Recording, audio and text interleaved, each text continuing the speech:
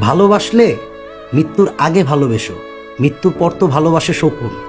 Seriously বলতেছি ভাই, মানুষ হারায় গেলেই মানুষ মানুষরে খুঁজতে শিখে, মানুষরে বুঝতে শিখে। ওই মানুষটা খুব বেশি ভালো ছিল, এই কথাগুলো বলতে শিখে। কেন রে ভাই? মানে বুঝি না, মানুষ আসলে মানুষের মধ্যে থাকলেও কেমন জানি হয়ে যায়। আপনি কখনোই নিজের মতো কইরা এক্সপ্লেন করতে পারবেন না, বুঝতে পারবেন না যে কি হচ্ছে আপনার সাথে। একটা সময় গিয়ে আপনি ঠিকই বুঝেন, বাট ওই ডানে বামে তাকাইলে শুধু আপনি আপনারে ছাড়া আর কাউকে দেখবেন না।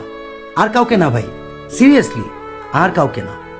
আমরা এই বিষয়গুলো কখনোই বুঝার চেষ্টা করি না, বুঝতে চাই না। একটা সময় গিয়ে ঠিকই নিজের মধ্যে ধারণ করতে শিখি, বুঝতে শিখি, বুঝার খুব বেশি আগ্রহ দেখাই, কিন্তু কোনো লাভ নেই। মানুষ হারায় গেলেই ভাই মানুষরে মানুষ খুঁজতে শিখে।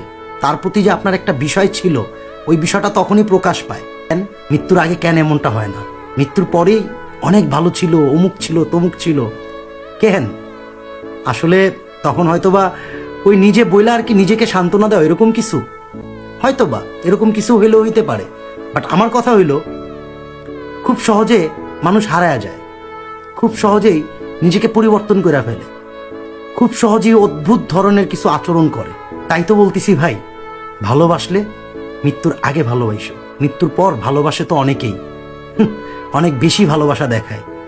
তখন আসলে ওই আকাশ থেকে ভালোবাসাগুলা দেখা তো আর লাভ নেই।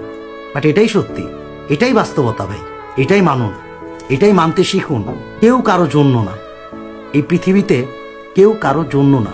নিজ পরিবার ছাড়া ভাই কেউই কারো কখনো আপন হইতে পারে না, কেউই না। সবাই সবার ইয়ানফসি ইয়ানফসি। আর এটাই চিরসত্য ভাই, লাইফটা খুব কঠিন। আপনি যদি সহজ করতে পারেন তাইলেই সহজ, তাইলেই খুব বেশি সহজ হবে। আর এই লেখাটা ভাই আপনার রিপন ভাইয়ের লেখা। আমি আসলে ওনার লেখাগুলো খুব বেশি পছন্দ করি, আর নিজের মতো করে একটু এক্সপ্লেন করার চেষ্টা করলাম।